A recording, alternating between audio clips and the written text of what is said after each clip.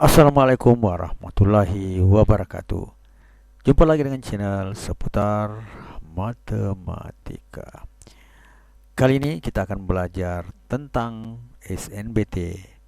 Setelah kemarin kita belajar tentang TKA dan ujian TKA sudah berlalu, maka saatnya kita belajar untuk persiapan SNBT. Jika kita tidak lolos dengan TKA, maka SNBT adalah hal yang perlu kita kejar atau kita lakukan jika ingin menuju ke perguruan tinggi atau kuliah ke perguruan tinggi impian kita. Kali ini kita akan membahas tentang tes skolastik, yaitu penalaran umum part 1 untuk SNBT tahun 2026. Ingin informasi terbaru? Silakan di-subscribe.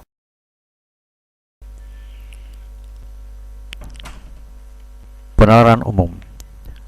Nomor 1. Sebuah restoran menawarkan diskon 20% untuk semua jenis makanan. Jika harga makanan setelah diskon adalah 250.000, berapakah harga awal sebelum diskon? Apakah 100.000, apakah B 200.000, apakah C 300.000, apakah D 400.000 atau E 500.000? Kita jawab ya. Yang pertama adalah kita harus mengetahui bahwa harga setelah diskon itu adalah harga dikurangi dengan harga kali diskon ya. Harga dikurang harga kali diskon.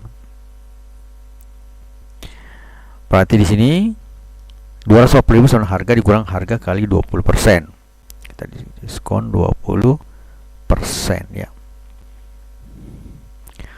Maka hasilnya adalah harga dikurang harga kali 0,2. 20% itu sama saja kalau kita tulis dengan 0,2. Jadi harga dikali dalam kurung 1 kali kurang 0,2 atau menjadi 240.000 sama dengan harga dikali 0,8. Jadi otomatis karena pengaliannya itu dikurang dari 1, maka harganya pasti berkurang di sini. Pasti di sini harga ya. Di sini harganya dikali 0,8 hasilnya adalah 240.000.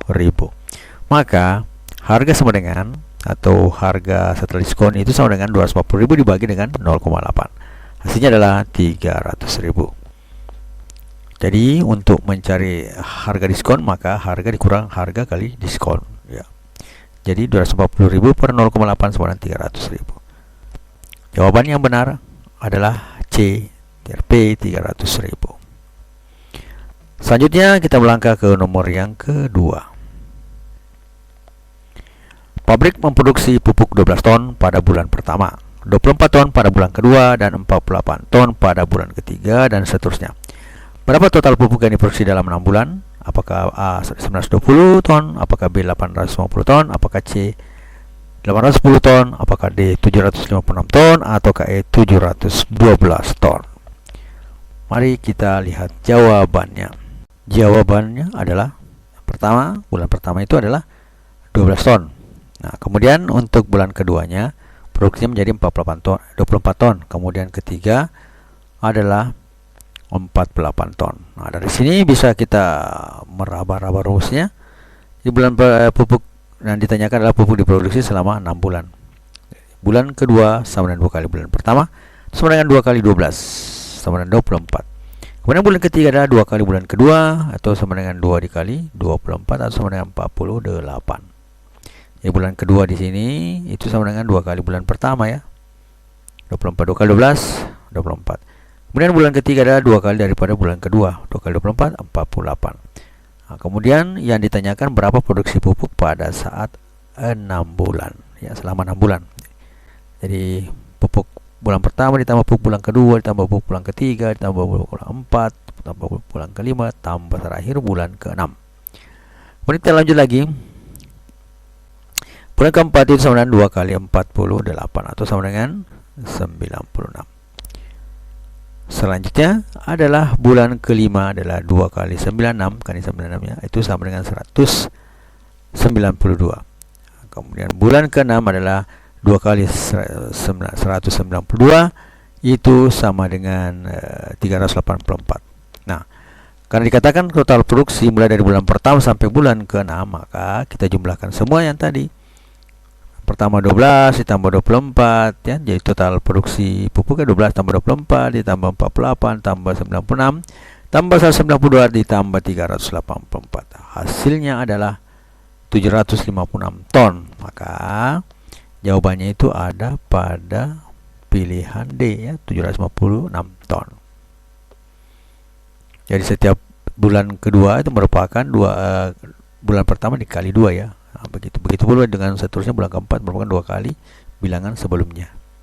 Yang ditanyakan adalah bulan ke-6 itu 384 ditambah 6 bulannya, jadi berarti mulai dari bulan 1 tambah sampai bulan 6 dijumlahkan semuanya. Hasilnya adalah 756 ton. Jadi yang benar jawabannya adalah D, 756 ton. Selanjutnya nomor yang ketiga. Jika seseorang rajin belajar, maka ini adalah logika ya. Jika seseorang rajin belajar, maka ia juara kelas. Jika Anissa tidak juara kelas, maka dapat disimpulkan bahwa Anissa tidak. Apakah A rajin belajar, apakah B tidak rajin belajar, apakah C malas, apakah D tidak suka belajar, ataukah E semua benar? Kita jawab. Dalam pelajaran logika matematika ada namanya modus. Jika bermanfaat, mohon di-share ya. Modusnya, yang salah satunya adalah modus tollens. Modus tollens itu modelnya seperti premis 1 P maka Q, premis 2 tidak Q, maka kesimpulannya adalah tidak P ya. Simpulan tidak P ya. Nah, dari situ kita lihat, kita buat dulu variabelnya, yaitu P itu adalah rajin belajar, kemudian Q itu adalah juara kelas. Karena di sebagian modelnya kita masukkan saja ke dalam rumus itu. Premis 1, jika seseorang rajin belajar, ya ini P-nya, maka dia juara kelas. Kemudian premis 2, Anissa tidak juara kelas, jadi dia tidak juara kelas, maka kita kesimpulannya di situ adalah kan tidak apa namanya? Ini tidak Q, berarti simpulannya tidak P, maka kesimpulannya itu adalah Anissa tidak rajin belajar. Jadi jawaban yang cocok adalah bagian A ya. Jadi bagian A, rajin belajar. Kenapa? Karena sini sudah ada bagian sini dapat disimpulkan bahwa Anissa pasti tidak rajin belajar. Meskipun di sini hasilnya memang Anissa tidak rajin belajar, namun hasilnya ini bukan salah satu pilihan dari multiple choice yang nomor 3. Kemudian di sini mendukung bahwa dikatakan bahwa Anissa tidak, berarti sambungan kalimatnya apa? Bukan tidak ya. Apa? Sambungan kalimatnya adalah tidak, sambungannya rajin belajar. Nah, berarti kalau kita ambil tidak, bagian B tidak rajin belajar, berarti dia rajin belajar, padahal seharusnya dia di sini karena dia tidak juara kelas, berarti dia tidak rajin belajar. Tidak suka belajar ya, kebanyakan tidak suka belajar. Nah, kemudian apa namanya? Itu tadi jawabannya ya. Jadi yang jawabannya benar adalah A, rajin belajar. Kemudian nomor yang keempat. Sebuah perusahaan memiliki 4 divisi: produksi, pemasaran, keuangan, dan riset. Setiap divisi memiliki tepat 5 karyawan, dan setiap karyawan hanya bekerja di satu divisi. Diketahui satu, jumlah total karyawan pria adalah 11 orang. Kemudian yang kedua, divisi pemasaran memiliki jumlah karyawan pria paling banyak itu 4 orang. Kemudian divisi riset hanya memiliki 1 pria. Kemudian keempat, jumlah divisi produksi dan keuangan adalah sama. Berapa jumlah banyak karyawan wanita di divisi keuangan? A apakah 5, B apakah 4, C apakah 3, D apakah 2, dan E apakah 1? Kita lihat jawabannya. Setiap divisi memiliki tepat 5 karyawan. Artinya ini juga ya, jumlah divisi, jadi setiap divisi itu cuma 5 orang di dalamnya. Dengan syarat lain adalah jumlah total karyawan adalah pria 11 orang. Kemudian divisi pemasaran memiliki jumlah karyawan paling banyak yaitu 4 orang. Kemudian 3 divisi riset hanya memiliki 1 pria. Kemudian jumlah divisi produksi dan keuangan adalah sama. Kita jawab ya. Totalnya karyawan dalam 4 kali 5 karena dalam satu ada 4 divisi, kemudian masing-masing kita kali 5, hasilnya adalah 20. Berarti ada 20 orang yang bisa mencari kerja di tempat ini. Total pria 11 berarti wanitanya 9 karena jumlah yang orang ada di situ adalah 20. Nah, kemudian kita melihat jumlahnya pemasaran plus riset sama dengan 4 ditambah 1 sama dengan 5. Pemasaran kan yaitu 4, riset kan 1, jadi 41 sama dengan 5. Sisanya pria itu adalah 6 karena jumlah pria adalah 11 ya, sisanya 6. Produksi dan keuangan jumlah pria sama, maka produksi ada 3 dan keuangan ada 3 karena di sini pria adalah 6. 3 artinya masing-masing memiliki 2 wanita. Kenapa 2 wanita? Karena jumlah dalam satu kelompok itu atau divisi adalah 5 karyawan. Berarti hasilnya masing-masing memiliki 2 wanita dalam grupnya atau divisinya. Jadi jawaban yang benar adalah 2 ya. Jadi yang lain 3, yang kemudian maksimal 5, berarti ada 2 kursi kosong ya, seperti itu. Suka dengan videonya? Like dong. Yang kelima, terakhir untuk episode ini ya. Jika P, Q, R adalah bilangan bulat positif dengan P lebih kecil daripada Q lebih kecil daripada R dan memenuhi P tambah Q tambah R sama 24 serta R sama dengan 2P, maka nilai Q adalah, kita jawab, P tambah Q tambah R itu adalah 24 ya. Kemudian R nya itu sama dengan 2P, berarti kalau modelnya seharusnya adalah P lebih kecil Q lebih kecil 24. P lebih kecil Q lebih kecil daripada 2P karena sudah dikatakan di sini R itu sama dengan 2P. P ditambah Q sama 2P sama dengan 24. Nah, kemudian kita lihat 3Q ditambah 3P sama dengan 24 juga.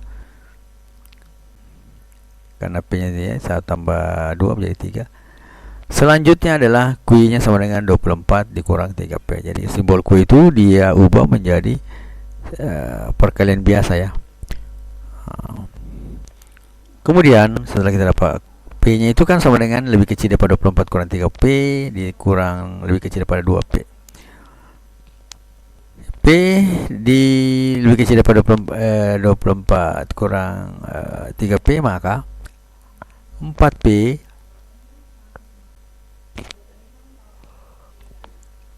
lebih kecil daripada 24. Kalau kita bagi 4 masing-masing, berarti P itu lebih kecil daripada 6.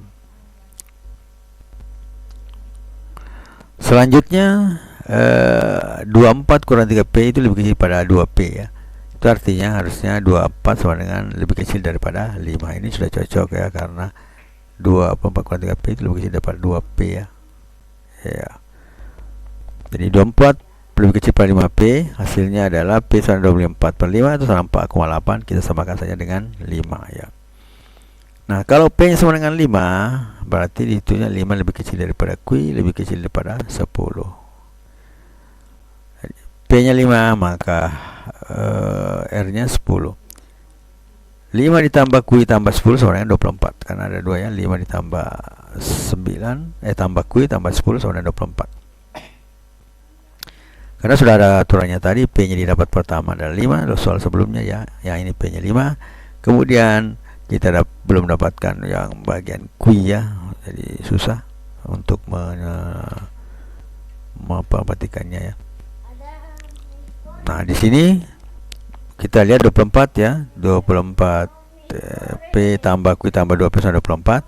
Kemudian Q tambah 3P sama 24 karena R nya sama dengan 2P ya, Q nya sama dengan 24 kurang 3P.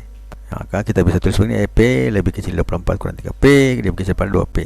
Kalau kita ambil sebagian, P lebih kecil 24 3P, hasilnya adalah 4P lebih kecil pada 24, atau kita bagi masing-masing 4, hasilnya adalah P lebih kecil pada 6. Kemudian selanjutnya 2P kurang 3P lebih kecil 2P, atau kita bisa tulis 24 lebih kecil daripada 5P. Nah, maka P nya itu lebih kecil daripada 24/5 itu sama 4,8, atau bisa kita bulatkan menjadi 5. Nah, jadi model seperti ini modelnya, 5 lebih kecil Q lebih kecil 10. Nah, sekarang kalau kita akan mencari nilai Q ya. Nah, jadi P nya 5, R nya 10, berarti 5 tambah Q tambah 10 sama dengan 24, Atau Q sama dengan 24 kurang 15. Berarti Q-nya itu sama dengan 9. Jelas ya? Jadi di sini P-nya diketahui, kemudian R-nya diketahui. Ternyata setelah kita jumlahkan sama 24, maka mendapatkan Q adalah 9. Jadi jawaban yang benar adalah E9 ya. Ingin informasi terbaru? Silahkan di-subscribe. Gagal itu nggak apa-apa, yang tidak boleh itu adalah menyerah. Ya, inilah soal kata-kata motivasi atau nasihat setelah kita gagal di ujian TKA yang telah beberapa hari lalu.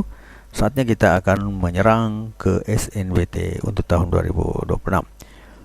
Gagal itu nggak apa-apa, artinya gagal di TKA tidak apa-apa. Yang tidak boleh itu menyerah, maka harus semangat untuk sekolah ya.